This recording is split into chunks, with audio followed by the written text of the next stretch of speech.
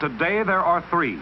Light for sensitive skin and most younger men. Wonder where the yellow went when you brush your teeth with Pepsodent. In case of nuclear attack, radiation is as dangerous to animals as it is to people. A good animal shelter.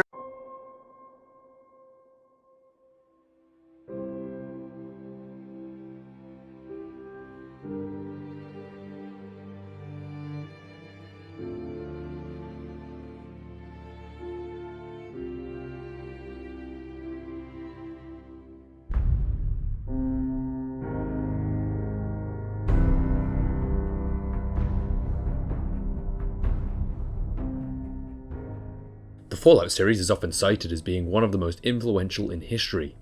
The key charm, at least in terms of the interest of the series, both lasting and fleeting, is the game's unique retro-futuristic blend of post-war America with a desperate and downright grim vision of a world ravaged by nuclear conflict.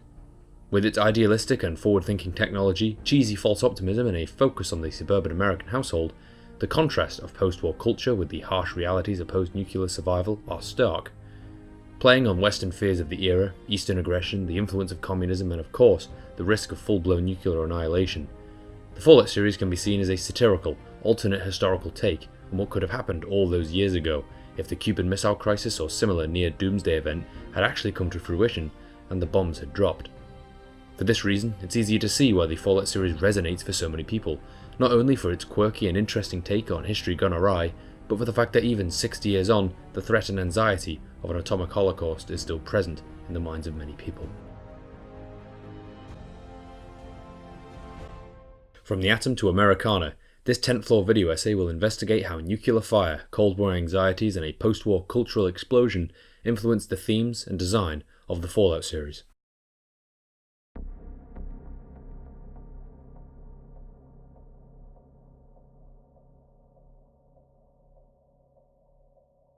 The Cold War is now retrospectively explained as being the brazen flexing of muscles between the two major mid-century world powers, the United States and the Soviet Union, following the closure of the Second World War.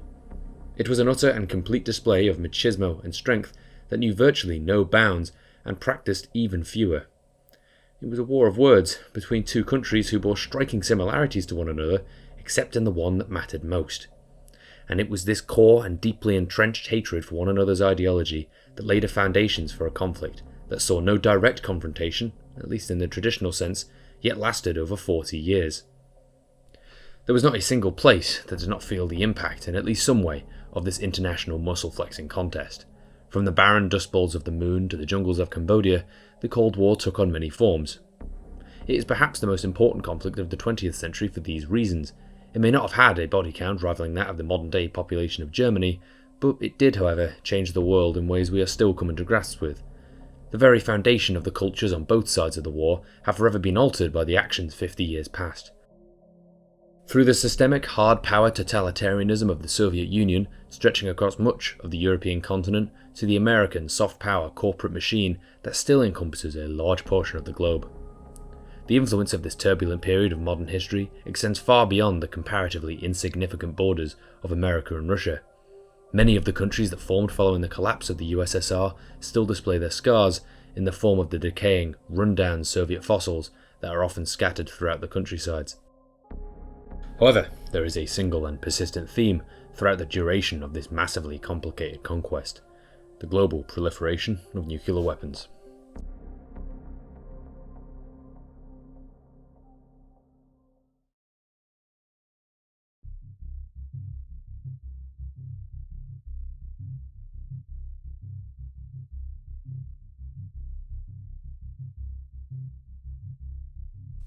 Ever since Albert Einstein first posed the concept for the potential of atomic energy in his famous E=mc² equation, the idea for a device to harness such power had been the ultimate goal. The Manhattan Project, an Allied program run in secret from 1942 to 1947, realized it with the development of the world's first atomic bomb, detonated on July 16, 1945, codename Trinity.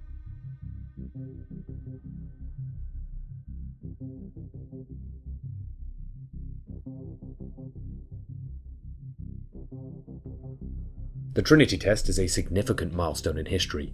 It marked the end of World War II, absolutely, when in a move that changed the world, the United States bombed the Japanese cities of Hiroshima and Nagasaki using bombs not too different to that of Trinity. Whilst at the time thought to just be an exorbitantly effective weapon capable of razing cities and ending wars, the true effects of the atom were not to be understood until many years later, once the horror stories of the survivors leaked out of Japan and the macabre, inhumane realities of radioactive weapons began to become known. It was too late, however. The race to develop and further the technology had already been pushed into overdrive, with every major power clambering to develop and increase their nuclear arsenal. Between the years of 1950 to 1960, the number of nuclear arms present in the world increased from a mere 304 to over 20,000. More than enough to wipe out a significant portion of modern civilization. But it didn't stop there. By 1970 there were 38,238, and at the peak in 1986, 64,449. Each warhead capable of decimating an entire city and killing hundreds of thousands, even millions of innocent people. The level of destruction that these weapons caused was so unfathomable at the time, a new measurement was invented solely to try and put into words just how many people could be killed.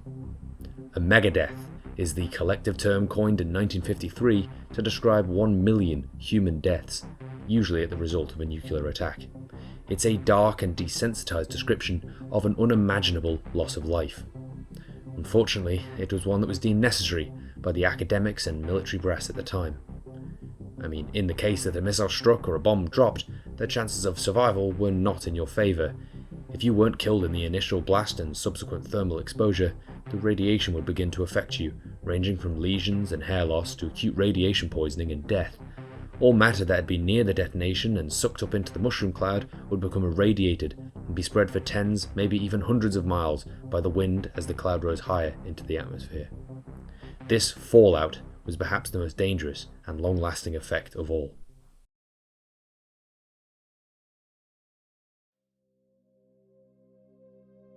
The bomb, as it had become ubiquitously known, was a weapon of fear and gave new meaning to the term terror weapon. If one detonated and you were close, there was nothing you could do. No matter how many duck and cover videos you had watched or pamphlets you had read, the chances of survival if you were within its immediate blast range were slim to nil. As a result of its power, however, it was a weapon which no one dared to use. Mutually assured destruction had become a super tactic employed by both the US and USSR to deter one another from ever launching an attack. I mean, why would anyone risk firing a nuclear warhead if it resulted in a mutual loss? This feverish intensity is the backdrop and pivotal story element to the Fallout series, with the first game taking place only decades after the aforementioned MAD occurred and the world was engulfed in nuclear fire. The desolate, ruined expanse of the USA would become the setting to a dark and unforgiving world of mutants, raiders, and bloodshed. Being that the game is fiction at its core, it does take some creative licenses with the effect of the nuclear radiation and the aftermath of atomic annihilation. Ghouls, for example, are humans who have had prolonged exposure to radiation, resulting in rotting flesh, missing limbs, and in the case of feral ghouls, insanity.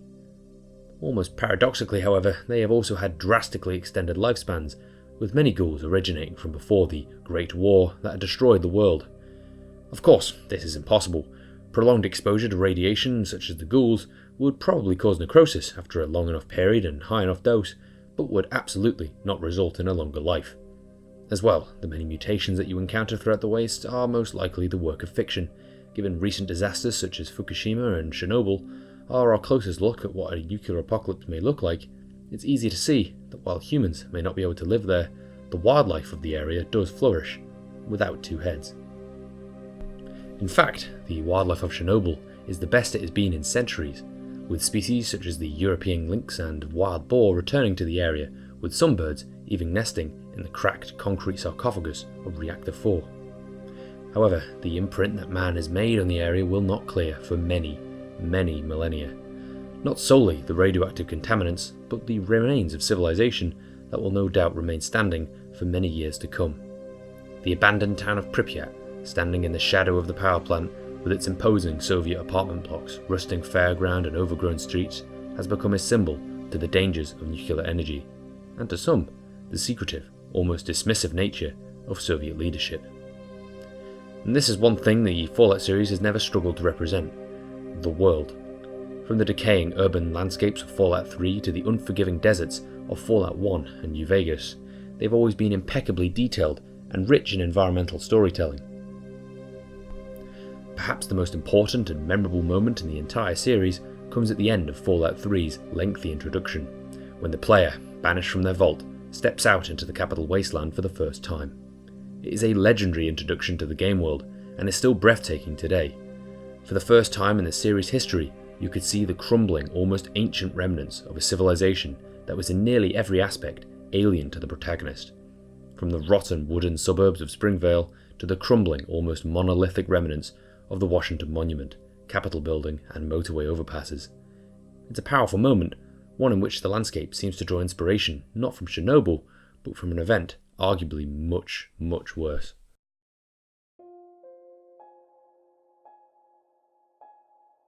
As mentioned previously, it was the Allies, namely the USA, that had developed the world's first atomic bomb, resulting in the, as of yet, only 2 instances of a nuclear weapon being used in war as a means of direct attack. The first attack took place on the morning of Monday, the 6th of August 1945, when the American bomber, the Enola Gay, deployed Little Boy, a 15-kiloton nuclear bomb, on the Japanese port city of Hiroshima, in an attempt to force the Japanese forces to surrender. The city had been spared up until that point of the immense firebombing campaigns cities such as Tokyo had endured towards the end of the war, and was home to approximately 345,000 people, as well as the headquarters of the 2nd General Army. Little Boy was responsible for killing at least 70,000 people, many of which were Korean slave labour, and completely destroying 70% of the city's buildings, leaving it a barren, radioactive wasteland. At the end of 1945, the death toll was thought to be upwards of 160,000 thanks to injury and radiation. Even after witnessing the destruction a nuclear weapon yields and the Russians declaring war, the Japanese leadership persisted. They theorized that because the weapon was so complex and new, the Americans must only have 1 or 2 ready to deploy. And this was more or less true, so they decided they would rather wait out the inevitable further attacks and destruction, continuing the war, than settle for a dishonourable surrender. This resulted in the second and, as of yet, last detonation of a nuclear weapon during wartime, when the US bomber Boxcar released the 21-kiloton Fat Man on the city of Nagasaki on the morning of August 9th. Nagasaki was another important port city that had been spared much of the devastation other cities had endured and sat with a population of approximately 263,000. The estimates for immediate deaths following the detonation fall between 22,000 and 75,000, with discrepancies in the many reports and studies that have taken place over the years. These same discrepancies can be found in studies looking at the number of deaths by the end of 1945 as well. However, regardless of these, it can't be argued that the unimaginable destruction the weapons left in their wake was world-changing. It forced Japan to surrender, bringing an end to the Second World War and ultimately catalysing a number of already present tensions, kickstarting the Cold War. It is somewhat macabre then that the landscapes and environments of Fallout draw so heavily from this real-life tragedy, a war crime of unimaginable proportions by today's standards. However, given that it is the only instance in history of a nuclear attack on an urban centre, it is something which is almost necessary in order to create a believable nuclear wasteland. Nuclear weapons, however, are not the most defining facet of the Fallout universe. That falls to the now famous retro-futurism aesthetic exhibited in everything from the music to the architecture, a reimagining of the bright, optimistic, and often deeply flawed culture of 1950s America. Now, ladies and gentlemen, I'd like to have you meet a great performer, a man that has a great hit record these days called Rockin' Robin, Bobby Day. Hi, Bobby. Who's this?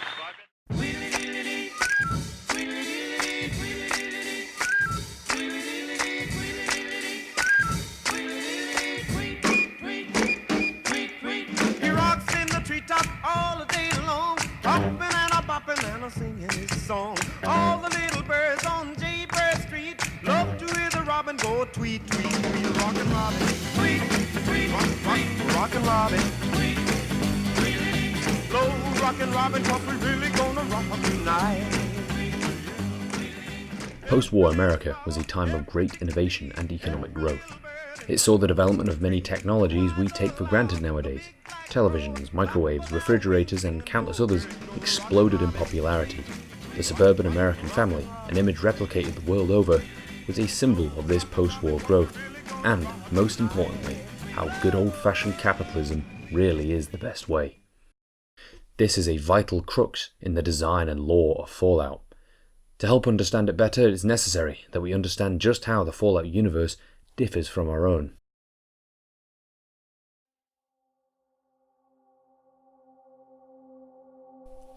Up until the closure of the Second World War, the timeline of Fallout is more or less identical to our own. With the development of nuclear energy, however, the timelines begin to diverge. In our timeline, nuclear energy never took off in a way that the world of the 1940s and 50s thought it would. Through bomb scares, nuclear disasters, and a general mistrust of the atom, the future of energy, as it had been seen, never evolved past fission and nuclear power stations. The silicon chip was instead the major driving force behind much of the technological innovations of the 20th century. It found rapid development and proliferation in use, from household electronics to the computer, and gave rise to an age of silicon and a digital revolution, creating what we see as the modern world, globalized and interconnected. The Fallout universe, however, took a different route entirely. The silicon chip and miniaturization of electronics was never developed, with the scientists of the day choosing to pursue the newly discovered and now coveted nuclear energy. From there, both timelines diverged drastically, with technology such as televisions, radio, and microwaves not developing past the standard of the late 1950s and early 60s. But due to their trust in atomic energy, however, the development of robotic household assistants, energy weapons, and nuclear-powered cars skyrocketed. Of course, this is omitting the fact that this nuclear development took place over the course of 100 years. The Great Nuclear War of the Fallout universe didn't take place until 2077, 58 years into our future. It's somewhat amusing then that their culture is still cemented in the vein of the 1940s and 50s, a time of milkshakes, greases, and automobiles. It was the genesis of what America is today. People began to afford more objects to improve their quality of life. They moved to the suburbs, and towards the latter 50s and 60s enjoyed the luxuries of jet flight, allowing more and more people to travel abroad, further than ever before and at a much faster speed. Consumerism skyrocketed, and the idea of the first world as we know it today was cemented into place. You could now travel to a single supermarket to buy not only your groceries, but medicine, appliances, and fuel for your new car. Your house would have running clean water, electricity, a television, and your children could safely play out in the street. You would work a stable job with a beautiful partner, and you would spend the summers hanging out in diners and at the beach. Well, that's what we tell ourselves at least. This idolized, warped view of American culture and life is what Fallout quite cleverly uses to subvert the player's predisposition on this period of history. Because while much of what's previously said is true, the 1950s were also a time of great social issues in America. Families were still recovering from the huge losses sustained during the Second World War, many left without husbands, fathers, brothers, and friends. The government was terrified of the Red Devil, communism, and how it could invade the US, pushing for a somewhat extreme anti-Eastern sentiment and promoting an all-American, patriotic mentality that still persists to this day. The civil rights movement was also gaining significant traction, opposing the archaic and racist treatment of African Americans, many of whom still couldn't vote following the Jim Crow laws, were financially disadvantaged, and in many places prevented from sharing facilities and amenities with other, mainly white folk. It's this aspect of the era that is most often forgotten by people, more inclined to romanticize the 50s as perfect and carefree. Fallout takes these themes and skews them into its warped vision of America. Whilst you don't really see much of the pre-war culture during gameplay, other than in a few notable sections, you still learn of it through the environments, comic books, clothing, and music that remains in the desolate wastes. You also get hints of it through character interactions and the way that people treat one another. Individuals like Tenpenny, personifying all of the worst traits America had in the early and mid-20th century: excessive consumption, a closed-minded fear of the outside world, and a general disregard, and in some ways hatred, for certain members of society. In the case of Tenpenny, the ghouls, who are a characterization of racism that is quite smartly woven into the natural progression of the story and world, giving the player just that little bit of insight into the mentality of pre-apocalypse USA. Elsewhere in the world, you may find tatters of posters and advertisements promoting the newest line of atomic car or Nuka-Cola, only to find them rusting in a parking lot or in the possession of a violent raider. It's a sort of silent storytelling that these games have captured so well. You know what this world used to be like, even if you've never been told it outright. A major factor in this is of course the design and aesthetic of the environments, drawing heavily from Art Deco, modernist and modern styles that were hugely popular in mid-century and post-war America. Reflecting the optimistic outlook on life that the closure of the Second World War had brought, they were sleek, colourful and distinctly modern in design and aesthetic. These styles were a rejection of the totalitarianism the Allies had fought so hard to prevent. They are present in all aspects of the Fallout world, from the architecture to the cars to the weapons. Everything has a retro-futurist twist, like the whole world exists as a living 50s sci-fi comic book. It's all extremely high-tech, given that it's set in 2077, yet simultaneously being noticeably old-school and lo-fi. The TVs are still black and white, and the music still pre-rock and roll, yet there exists nuclear cars, plasma weapons, and robotic household assistants. It is an admittedly bizarre blend, but one that seemed to capture the imagination of many people, considering the popularity of the series.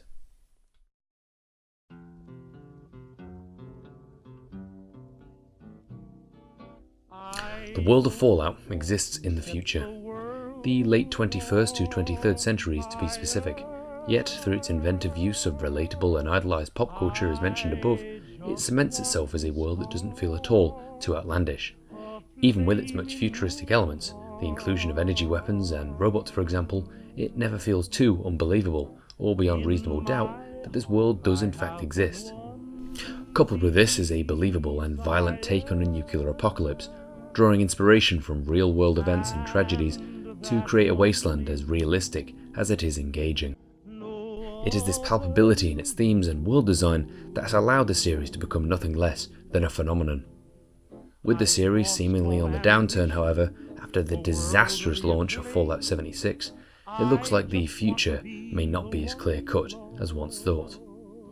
This shouldn't deter you though. It's had troubles in the past, having a significant hiatus in the early 2000s, only to be bought up and rebooted by Bethesda, hot off the heels of their 2006 smash hit Oblivion. For this, I see no reason why the Fallout series should ever be cancelled outright, and in the off chance that you have never played the Fallout series before, do yourself a favour and give them a go.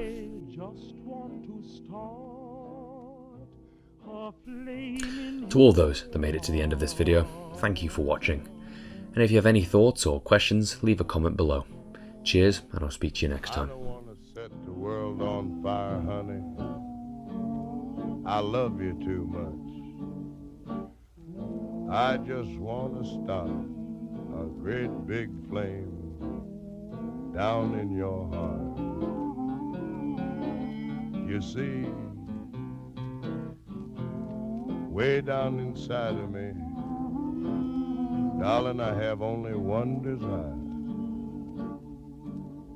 and that one desire is you, and I know nobody else ain't gonna do.